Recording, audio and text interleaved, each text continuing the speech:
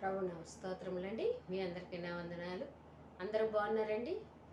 ఈనాటి వాక్య భాగంలోనికి వెళ్ళే ముందు చిన్న ప్రార్థన చేసుకుని వాక్యాన్ని ధ్యానించుకుందామండి. ప్రార్థన. పరిశుద్ధమైన మా తండ్రి, మీ పాదములకు వందనం, స్తోత్రం నాయన. గొప్ప దేవుడు, మీకు వందనాలు నాయన. వాక్యమైన దేవ, వాక్యం ద్వారా మాతో మాట్లాడి మమ్మల్ని బలపరచమని, మీ సహాయం మాకు అనుగ్రహించమని మీకే వందనాలు చెల్లిస్తూ యేసుక్రీస్తు పరిశుద్ధ నామమున ప్రార్థించి ప్రారంభించుకొంచున్నాం తండ్రి. ఆమేన్. ఆది కాండము 32వ అధ్యాయాన్ని ధ్యానించుకుందామండి.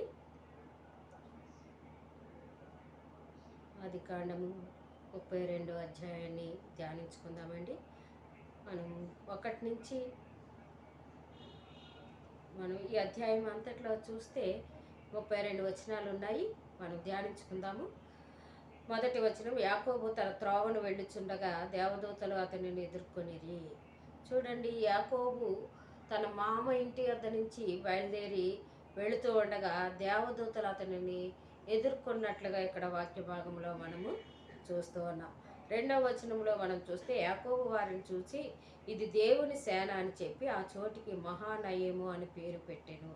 చూడండి, యాకోబు ఏం చేస్తున్నాడంటే, దేవదూతలు అతనిని ఎదుర్కొన్నప్పుడు వారిని చూసి మరి దేవదూతలు ప్లస్ యాకోబు ఇద్దరు కూడా కలిసిన చోటికి మహాసేన అని పేరు పెట్టినట్లుగా ఇక్కడ వాక్య భాగంలో మనము చూస్తున్నాం. ఇది దేవుని సేన అని చెప్పి ఆ చోటికి మహానయము అని పేరు పెట్టినట్లుగా ఇక్కడ మనం చూస్తున్నాం. మహానయం అంటే 2 శిబిరాలు లేక 2 సేనలు, తన శిబిరంతో పాటు దేవుని సేనలు కూడా అక్కడ ఉన్నాయని యాకోబుకు నమ్మకం కుదిరింది. కాబట్టి అక్కడ పేరు పెట్టినట్లుగా మనము వాక్య భాగంలో చూస్తున్నాం. 3వ వచనం, యాకోబు ఏదోము దేశమున అనగా సేయూరు దేశమునున్న తన సహోదరుడైన ఏసావు నద్దకు దూతలను తనకు ముందుగా పంపి, చూడండి ఇక్కడ ఎదోము దేశమున మరి యాకోబు అనగా సేయూరు దేశమునున్న తన సహోదరుడైన ఏసావు నద్దకు దూతలను తనకు ముందుగా పంపుతున్నట్లు ఇక్కడ మనం చూస్తున్నాం. ఎదోము దేశం యాకోబు ఉన్న చోటికి చాలా దూరాన మృత సముద్రానికి దక్షిణంగా ఉందని, ఏసావు మరి అతని దీవెన జన్మ హక్కు దొంగిలించినందుకు ఏసావు తనపై పగ తీర్చుకుంటాడా అని యాకోబు భయపడుతున్నట్లు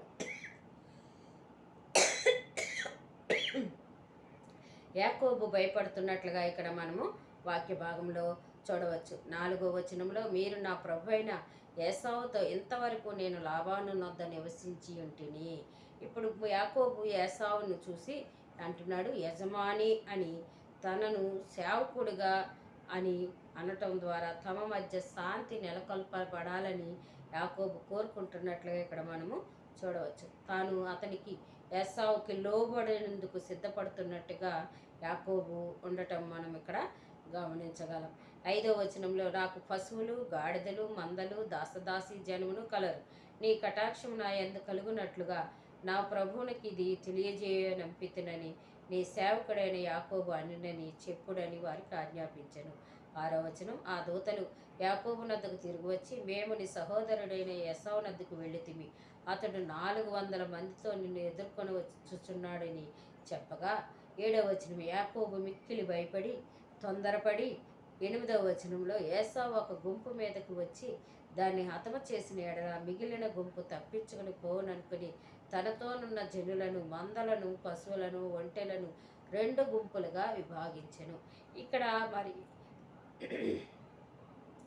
యాకోబు నద్దకు ఏసావు వస్తున్నాడని, అతన్ని సహోదరుని యొద్దకు ఏసావు నద్దకు మరి వస్తున్నాడని తెలుసుకుని అతడు ఏం చేస్తున్నాడంటే అండి, ఏసావు 400 మందితో మరి యాకోబుని ఎదుర్కోవటానికి వస్తున్నాడని చెప్పటము ఇక్కడ మనం చూస్తున్నాం. అప్పుడు యాకోబు మిక్కిలి భయపడి తొందరపడినట్లుగా ఇక్కడ వాక్య భాగంలో మనము చూస్తున్నాం. తొందరపడి ఏం చేస్తున్నాడంటే, ఏసావు ఒక గుంపు మీదకి వచ్చి దాన్ని హతమ చేసేలోపు ఉన్న గుంపులు తప్పించుకొని పారిపోవచ్చునని ఏం చేశాడంటే అండి, తనతోనున్న జనులను, మందలను, పశువులను, ఒంటెలను 2 గుంపులుగా చేసినట్లు విభాగించినట్లుగా ఇక్కడ మనం చూడవచ్చు. 9వ వచనంలో, అప్పుడు యాకోబు, నా తండ్రి అయిన అబ్రహాము దేవా, నా తండ్రి అయిన ఇస్సాకు దేవా, నీ దేశమునకు నీ బంధువుల యొద్దకు తిరిగి వెళ్ళుము. నీకు మేలు చేసేది నేను నాతో చెప్పిన యెహోవా. ఇప్పుడు యాకోబు దేవునికి ప్రార్థించటం ప్రారంభించిన వాడిగా మనం ఇక్కడ వాక్య భాగంలో చూస్తూ ఉన్నాం. యాకోబు మొట్టమొదటిసారిగా ప్రార్థనలో దేవునితో మాట్లాడటం ఇక్కడ మనం చూస్తున్నాం. ఇందుకు అతనికి కలిగిన భయమే కారణమని మనం చూడవచ్చు.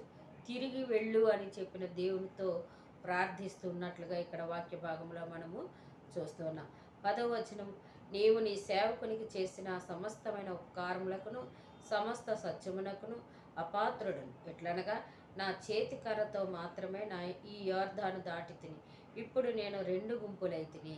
ఇక్కడ యాకోబు ప్రార్థనలో మొట్టమొదటిగా చూసినట్లయితే ఆయన దేవుడు చేసిన సమస్త ఉపకారాలని, అంతేకాకుండా సమస్త సత్యమునకు పాత్రుడను కాను అని ఒప్పుకుంటున్నట్లుగా ఇక్కడ యాకోబును మనం చూడవచ్చు.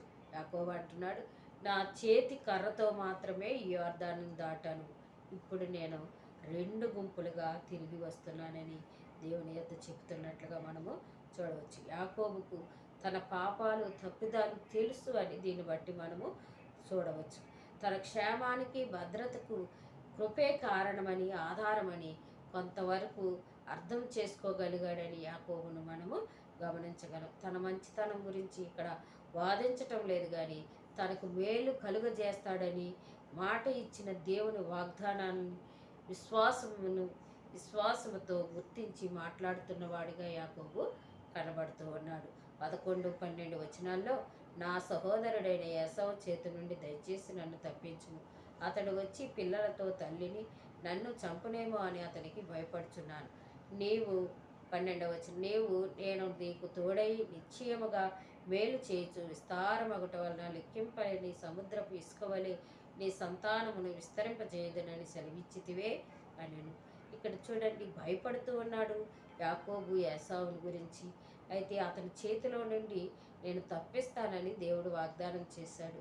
అంతేకాదు, నీ సంతానాన్ని ఇసుక రేణువు వలె విస్తారమైన లెక్కింపలేని ఇసుక రేణువుల వలె ఈ సంతాన్ని విస్తరింపజేస్తానని దేవుడు సెలవిచ్చిన విషయాన్ని జ్ఞాపకం చేసుకుంటూ ప్రార్థిస్తున్నట్లుగా మనం చూడవచ్చు. హెబ్రీయులకు రాసిన పత్రిక 11:12లో, అందుచేత మృతతుల్యుడైన ఆ ఒకరి నుండి సంఖ్యకు ఆకాశ నక్షత్రముల వలెను సముద్ర తీరమందు లెక్కింప సఖ్యము గాని ఇసుక వలెను సంతానము కలిగేను. చూడండి, ఇక్కడ వాక్య భాగము రాయబడినట్లుగా, హెబ్రీయులకు రాయబడినట్లుగా, ఇసుక రేణువుల వలె ఇసుక వలె నీ సంతానం విస్తరింపజేసేదనని. ఎవరండి? అబ్రహాము మరి ముసలితనం మందు పుట్టిన సంతానాన్ని, వారి సంతానాన్ని దేవుడు దీవిస్తానని వాగ్దానాన్ని గుర్తు చేసుకుంటూ యాకోబు ప్రార్థిస్తున్నట్లుగా ఇక్కడ వాక్య భాగంలో మనము చూస్తున్నాం. 13వ వచనంలో, అతడు అక్కడ ఆ రాత్రి గడిపి తాను సంపాదించిన దానిలో తన అన్న అయిన ఏసావు కొరకు ఒక కానుకను. చూడండి, ఇక్కడ యాకోబు ఏం చేస్తున్నాడంటే ఆ రాత్రంతా అక్కడ గడిపాడు.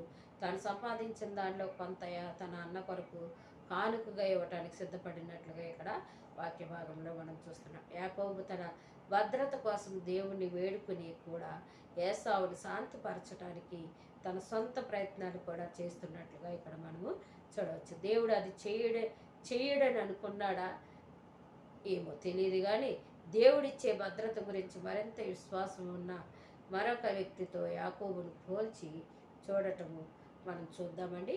ఎజ్రా గ్రంథము 8:21-23 వచనాల్లో చూస్తే అక్కడ వ్రాయబడినట్లుగా ఇక్కడ మనం చూడవచ్చు.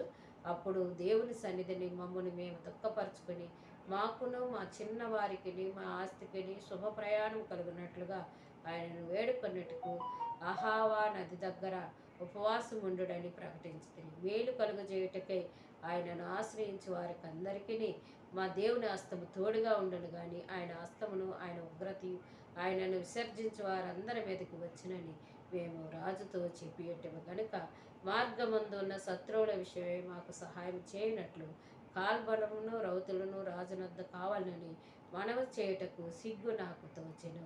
మేము ఉపవాసం ఉండి ఆ సంగతిని బట్టి మా దేవుని వేడుకొనగా ఆయన మా మనవి అంగీకరించెను.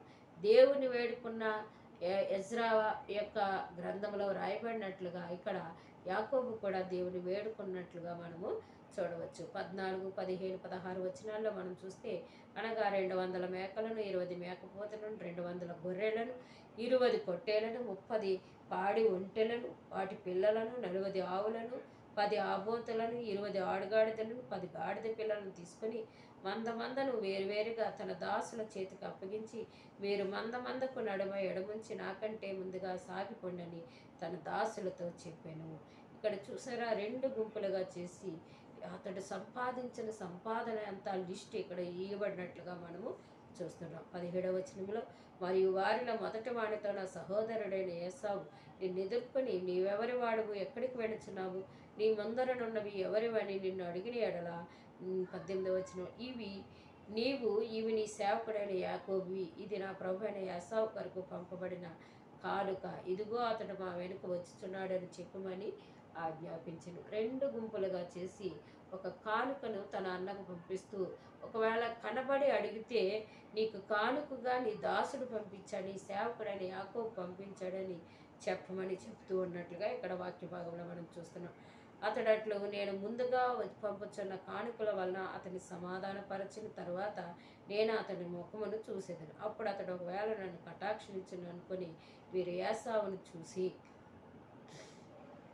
20వ వచనం, వీరిదిగో నీ సేవకుడైన యాకోబు మా వెనుక వచ్చుతున్నాడని చెప్పవలననియు, 2వ వానికిని 3వ వానికిని మందల వెంబడి వెళ్ళిన వారి అందరికీ ఆజ్ఞాపించెను. చూడండి, ముందుగా కానుకలు పంపించి ఏసావును శాంతిపరచాలి, సమాధానపరచాలని యాకోబు యొక్క ఉద్దేశమని మనం చూడవచ్చు. ఇలాగా ఒక్కో మంద, 2వ మంద, 3వ మంద వారి అందరికీ కూడా అక్కడ మనం చూస్తాము.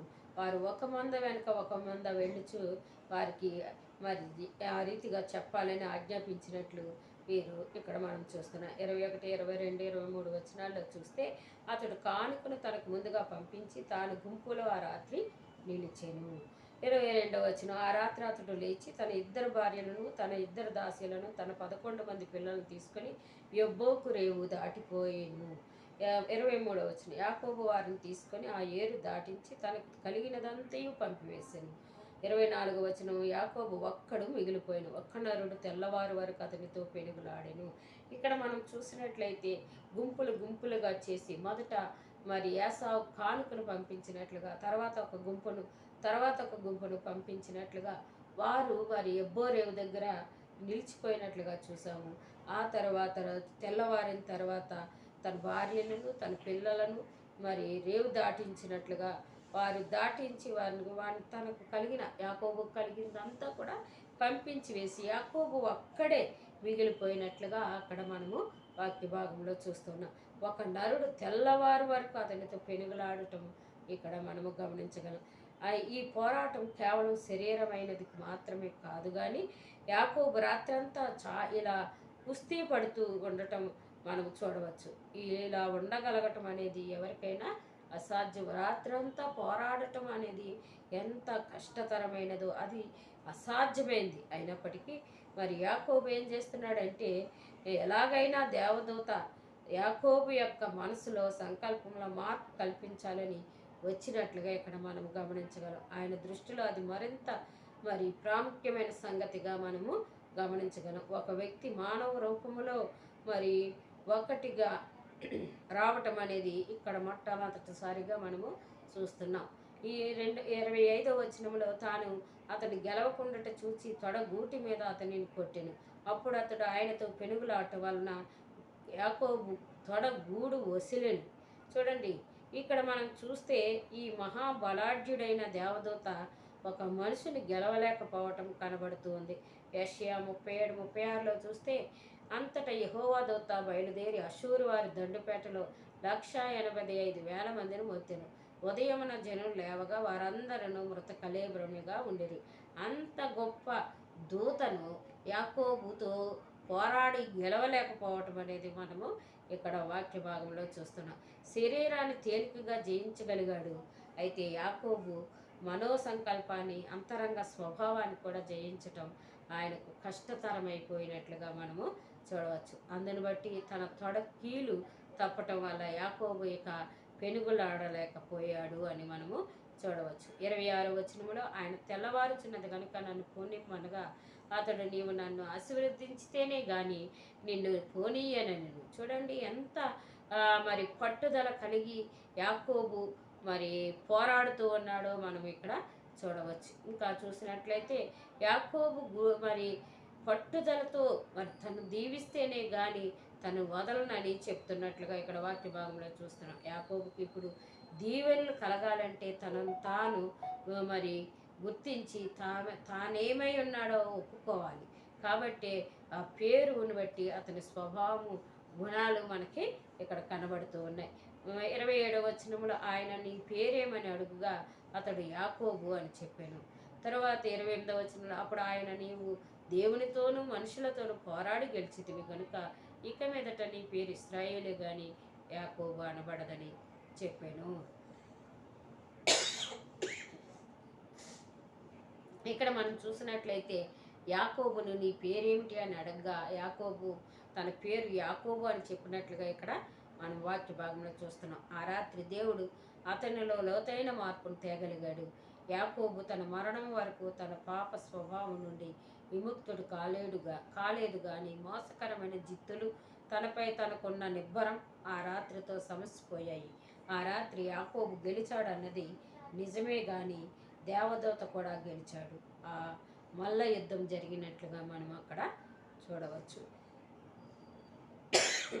29వ వచనంలో అప్పుడు యాకోబు నీ పేరు దయచేసి తెలుపమను. అందుకైన నీవు ఎందు నిమిత్తం నా పేరు అడిగితివని చెప్పి అక్కడ అతన్ని ఆశీర్వదించెను. ఇక్కడ మనం చూసినట్లయితే యాకోబు కూడా తాను కోరిన దాన్ని మరి యాకోబు పొందుకున్నట్లుగా ఇక్కడ మనము చూడవచ్చు. అంతేకాదు 30వ వచనంలో నేను ముఖాముఖిగా దేవుని చూసి తిని అయినను నా ప్రాణం దక్కినదని ఆ స్థలమునకు పెనుయేలు అని పేరు పెట్టాను. చూడండి, ముఖాముఖిగా నేను దేవునితో పోరాడాను, అయినా సరే నా ప్రాణం దక్కింది కనుక ఆ స్థలానికి పెనుయేలు అని పేరు పెడుతున్నానని. పెనుయేలు అంటే దేవుని ముఖం అని అర్థం. ఇంకా మనం చూసినట్లయితే వాళ్ళు దేవుని దేవదూత రూపంలో లేక మానవ రూపంలో చూశారు కానీ ఆయన యొక్క మహిమాన్వితమైన ఆత్మరూపంలో కాదని మనం గమనించాలి. అంతేకాదండి 31వ వచనములో మనం చూసినట్లయితే అతడు పెనియేలు నుండి సాగిపోయినప్పుడు సూర్యోదయం ఆయను, అప్పుడు అతడు కుంటుచు నడిచెను. చూడండి, కుంటుతూ నడవటం అతనికి అస్తమానముగా మనము చూడవచ్చు. చాలా కష్టతరం కదండి. తన బలహీనతలను దేవుని కృపను జ్ఞాపకం తెచ్చుకుంటూ ఉన్నట్లుగా ఇక్కడ మనం చూడవచ్చు. కొరింథీయులకు రాసిన పత్రికలో ఆ విషయాన్ని మనము చక్కగా గమనించగలమండి. కొరింథీయులకు రాసిన పత్రిక 12:7 నుంచి 10 వచనాలు మనం చూస్తే నాకు కలిగిన ప్రత్యక్షతలు బహు విశేషముగా ఉన్నందున నేను అత్యధికముగా ఇచ్చిపోకుండా నిమిత్తము నాకు శరీరంలో ఒక ముళ్ళు, నేను అత్యధికముగా ఎచ్చిపోకుండా నిమిత్తము నన్ను నలగొట్టుటకు సాతాను యొక్క దూతగా ఉంచబడెను. ఇక్కడ పౌలు గారు మాట్లాడుతూ ఉన్నారు, నాకు ప్రత్యక్షతలు బహు విశేషంగా కలిగాయి, దాన్ని బట్టి నేను అత్యధికంగా ఇచ్చిపోకుండా నాకు శరీరంలో ఒక ముళ్ళు ఉంది అని చెప్తున్నట్లుగా ఇక్కడ యాకోబు కుంటుతూ నడుస్తున్నాడు. తాను దేవునితో పోరాడాడు, ఒక నరునితో పోరాడాడు, మరి దేవదూతతో పోరాడినట్లుగా చెప్తూ ఉన్నాడు. తాను హెచ్చిపోకుండా, నిజంగా దేవుని మహిమాస్వరూపాన్ని చూడలేదు కానీ ఒక నరుని చూసినట్లు ఇక్కడ మనం చూస్తున్నాం. అతడు హెచ్చిపోకుండా ఉండటానికి అతన్ని తొడ మరి వసిలినట్టుగా చూస్తున్నాం. అందుని బట్టి అతడు ఏం చేస్తున్నాడండి, కుంటుకుంటూ నడుస్తున్నట్లుగా ఇక్కడ వాక్య భాగంలో మనము చూస్తున్నాం. అందుచేత ఆయన యాకోబు తొడగూటి మీద తుంటి నరము కొట్టినందున నేటి వరకు ఇశ్రాయేలు తొడగూటి మీదనున్న తుంటి నరము తినరు. చూడండి, యాకోబు తుంటి నరమును కొట్టినందువలన ఆ నరాన్ని ఇప్పటి వరకు కూడా ఇశ్రాయేలు తినరు అని ఇక్కడ వాక్య భాగంలో మనం చూస్తున్నాం.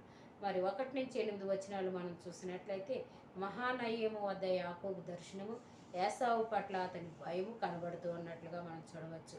9 నుంచి 23 వచనాలు మనం చూస్తే విమోచన కోసం యాకోబు యొక్క హృదయపూర్వక ప్రార్థన, అతను ఏసావుకు బహుమతిని సిద్ధం చేశాడని మనము గమనించగలం. అలాగే 24 నుంచి 32 వరకు చూస్తే అతడు దేవదూతతో కుస్తీ పడుతున్నాడని మనము గమనించగలం. యాకోబు భయపడ్డాడు మరియు ఒంటరిగా ఉన్నాడు. మరియు అతను దాని గురించి దేవునితో మాట్లాడుతూ అతను ప్రార్థిస్తున్నప్పుడు మనిషిలా కనిపించే వ్యక్తి అతనితో కుస్తీ పడ్డాడు అని మనము వాక్యంలో చూస్తున్నాం. మనం నిజంగా కష్టపడి ప్రార్థించినప్పుడు మరియు మాటల్లో చెప్పలేని గొప్ప భావాలను కలిగి ఉన్నప్పుడు అది మన దేవునితో కుస్తీ పడుతున్నట్టే. మనం నిరుత్సాహంగా ఉన్నప్పుడు కూడా దేవుని సహాయంతో పోరాటంలో విజయం సాధించగలమని మనము గమనించాలి. మరియు బలమైన విశ్వాసము మరియు కష్టపడి ప్రార్థించడం లాంటిదని మనము గుర్తించుకోవాలి. యాకోబు చాలా కాలం పాటు పోరాడినప్పటికీ అతను తన విశ్వాసాన్ని లేదా తన ప్రార్థనను వదులుకోలేదు. అతను ఒక ఆశీర్వాదం కోరుకున్నాడు మరియు అతను దానిని పొందే వరకు ఆగకుండా పట్టుదలగా ఉన్నట్లుగా మనము చూస్తున్నాం. అందుని బట్టి మనము యేసు నుండి ఆశీర్వాదాలు కావాలంటే మనం పట్టుదలతో ఉండాలని యాకోబుని బట్టి మనము నేర్చుకోవాలి. యాకోబు తన హృదయపూర్వకంగా ప్రార్థించినప్పుడు ఒక దేవదూత వచ్చి అతనికి క్రొత్త పేరు పెట్టాడు. మరి అంటే అతను ఇప్పుడు దొంగచాటుగా కాకుండా ధైర్యవంతుడిగా ఇక్కడ కనబడుతూ ఉన్నాడు. ఇది అతనికి దేవునికి చాలా ప్రత్యేకమైనదని, యాకోబుకు కూడా ఒక ప్రత్యేక స్థానం ఇవ్వబడింది. అక్కడ అతడు దేవుని చూశాడు మరియు అతని ప్రేమను అనుభవించాడు. యాకోబు యొద్దకు వచ్చిన దేవదూత నిజానికి దేవునిలో భాగమే. తర్వాత యేసుగా భూమికి వచ్చాడు. దేవుడు మనలను ఆశీర్వదించినప్పుడు మన పట్ల ఆయనకున్న దయను మనము మెచ్చుకోవటము చాలా నిజంగా దేవుని దయను మనము గమనించగలమని ఇక్కడ మనం చూడవచ్చు. హోషేయ 12:4లో కూడా ఆ విషయాన్ని మనం 12, 4, 5 వచనాల్లో అతడు దూతతో పోరాడి జయమందెను. అతడు కన్నీరు విడిచి అతని బతిమాలెను. బేతేలులో ఆయన అతనికి ప్రత్యక్షమాయెను. బేతేలులో అతనికి ప్రత్యక్షమాయెను. అక్కడ ఆయన మనతో మాట్లాడెను. యెహోవా అని, సైన్యములకు అధిపతి యెహోవా అని ఆయనకు జ్ఞాపకార్థనామము. ఇక్కడ వాక్య భాగంలో రాయబడినట్లుగా, హోషేయలో రాయబడినట్లుగా మరి ఇక్కడ యాకోబు కూడా మరి పోరాడినట్లుగా ఇక్కడ మనము వాక్య భాగంలో చూస్తున్నాం. యాకోబు దేవుని నుండి అనేక ప్రత్యేక సందేశాలు ఇచ్చిన తర్వాత చాలా గర్వంగా భావించకుండా ఉండాలనుకున్నాడు. కాబట్టి అతను నడవటం మానేశాడు. సూర్యుడు ఉదయించినప్పుడు అది యాకోబు ఆత్మకు ఒక క్రొత్త ప్రారంభంగా ఇక్కడ కనబడుతుంది. ఎందుకంటే అతను దేవునితో మాట్లాడుతూ గడిపాడు. అప్పటి నుంచి అతని ప్రవర్తన, అతని పేరు మార్చబడినట్లుగా వాక్య భాగంలో మనము చూడవచ్చు. మనము కూడా పట్టుదలతో దేవుని సన్నిధిలో ప్రార్థిస్తూ దేవుణ్ణి గుర్తించే వారముగా ఉండాలని, అంతేకాకుండా మన జీవితము దేవునితో గడిపే వారముగా ఉండాలని దేవుని వాక్యం హెచ్చరిక చేస్తుంది. అటువంటి కృప దేవుడు మన అందరికీ అనుగ్రహించును గాక. ప్రార్థన చేసుకుందామండి. పరిశుద్ధమైన మా తండ్రి, మీకు వందనాలు, స్తోత్రాలు నాయన ప్రభా. నాయన యాకోబు నాయన ప్రభా ఒక నరునితో పోరాడి గెలిచినట్లుగా చూస్తున్నాం. అతడు ఆశీర్వాదముల కొరకు పట్టు విడవని నాయన ప్రభ వ్యక్తిగా పోరాడి ఆశీర్వాదాలను పొందుకున్నాడు. అటువంటి ప్రార్థనలో పోరాడే కృప మాకందరికి అనుగ్రహించమని మీకే వందనాలు చెల్లిస్తూ యేసుక్రీస్తు పరిశుద్ధ నామమున ప్రార్థించి వేడుకొంచున్నాం తండ్రి. ఆమేన్.